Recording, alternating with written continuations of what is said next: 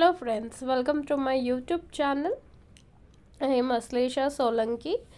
I have done my bachelor's from Swaminarayan Physiotherapy College, Surat, and I have done advanced cardiac physiotherapist post-graduation diploma in UN Mehta Institute and currently working as a physiotherapist in UN Mehta Institute of Cardiology and Research Center, Ahmedabad. Today I want to discuss with all my friends about normal ECG. So here we go. Let's start with the history of ECG. To begin with, in 1870s, the interest in electricity was developed, and in 1876, Mary first recorded the electrical activity of a frog's heart, and in 1880, D. Arsenoville have developed a calibrated scale. In 1887, Augustus D. Waller was the one who first introduced human electrocardiogram, and he first published the same. In 1893, William Ethevin introduced the term ECG, and in 1895 he described what is normal ECG, and in 1901 he also invented string galvanometer, and in 1924 he was recognized with Nobel Prize for the same contribution. In 1905 and till date, the description of ECG in various conditions was explained by him. Let's go to the next slide. What is the definition of ECG? It is an indirect measurement of electrical activity within the heart, or it is a graphical representation of an electrical activity in the heart. The importance of ECG. What is the importance of ECG? Why a cardiologist suggests us to go for a ECG?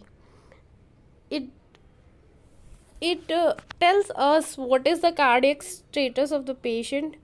It monitors the heart's response to the treatment, and ECG shows the electrical activity of the heart, like rhythm disturbances or conduction disturbances. See, in this picture you can see how electrical conduction take place.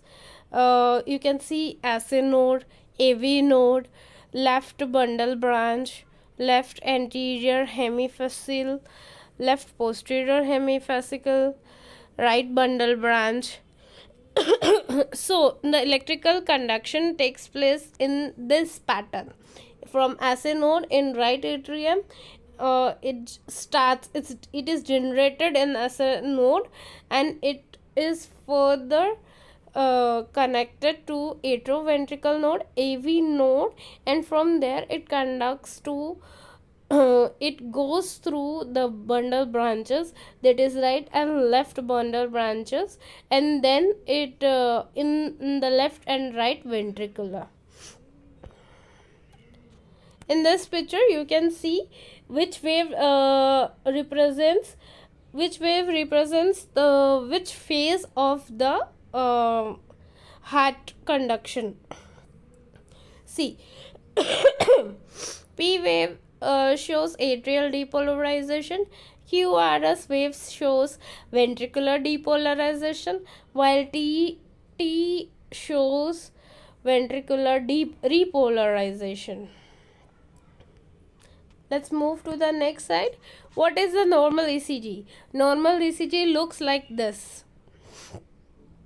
Here, this is P wave, QRS complex, and T. See, this interval is called just a minute. This interval, as shown in the picture, this interval is called PR interval. In QRS complex, the box The box comprised in QRS complex. The box comprised in QRS complex shows QRS interval, and the distance from S to T wave is called ST segment, and the another one, the distance from R to T wave is Q to T wave is QT interval, and this is a U wave. This is isoelectric line. ECG paper looks like this, and each square dimension is this. It has 0.02 second, 2 second of 2 second of width, and height is about 1 mm, and 1 mm of one small square, one small square, and all the 5 squares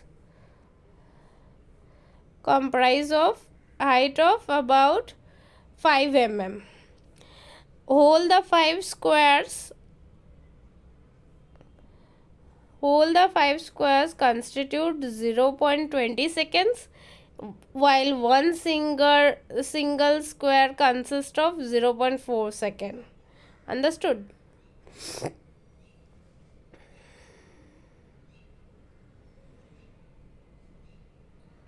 Here you can see, just a minute, sorry.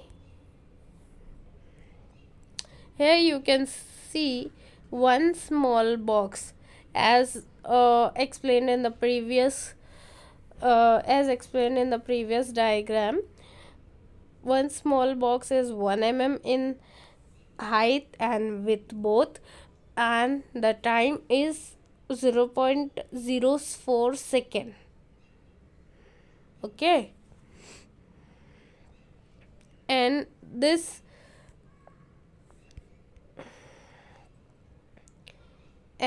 shows what the large box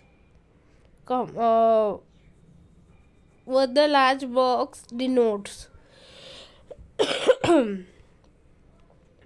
Here, what are the interpretation? What if the PR interval is altered? What are the altered interpretation of ECG? If PR interval normal range is 0.12 to 0.20 seconds, if it is more than 20 seconds, you can interpret that patient might be having heart block. QRS interval is less than 0.12 seconds normally, but if it is more than 0.12 seconds, it can be ectopic foci. ST segment, it is isoelectric.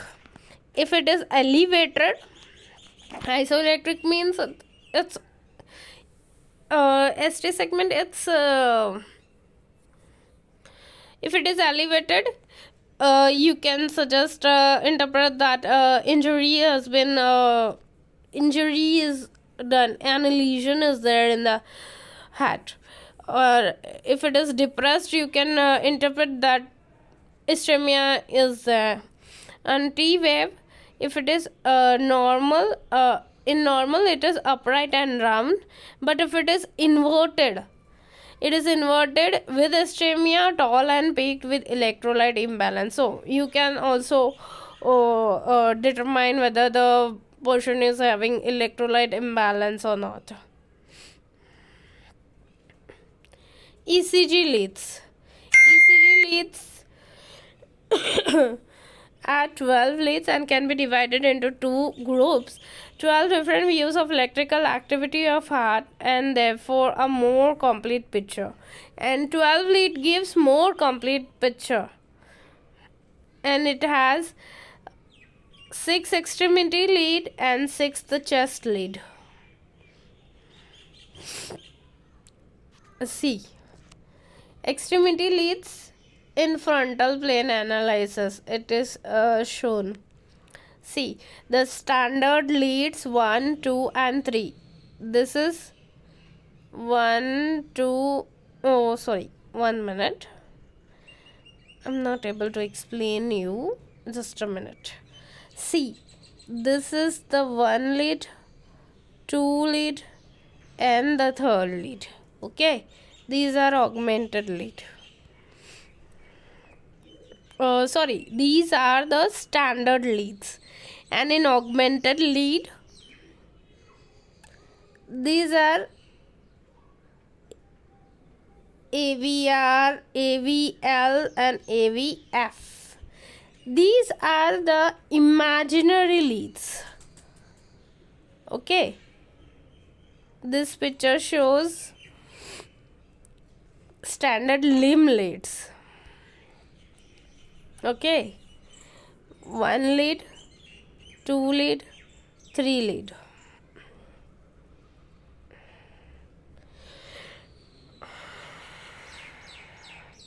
See, and in this image you can make more sense. One,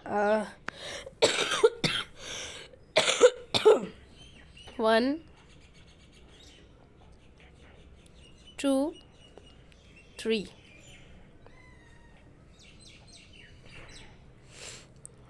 AVR right side, AVL left side, AVF. This is the earthing lead. Now let's move to the chest lead. Chest lead, you can see it is 6 leads. V1 to V6, V1 to V4 comes for the anterior wall of the heart, and V5 and V6 for the lateral wall of the heart. Here you can see lead 1 is relatively right side to the right of the chest here, and 2, 3, 4. 4 is at the nipple level. These are the anterior wall leads, and 5, 6 are the lateral leads. 6 comes just below the mid axillary line, and 5 comes anteriorly axillary lines, while 4 comes in mid clavicle line, or you can say nipple level line. Okay, let's move to the next slide. Lead 1, 2, AVL, V5, V6 represents the lateral wall of the heart. Lead 3, AVF represents the inferior wall of the heart, and lead 1 to 4 represents anterior wall of the heart. Thank you. If you have any doubts or any questions, you can comment me, or you can send me a mail at aslesha.physio. It's SIO. Okay, at the rate gmail.com. Thank you, friends.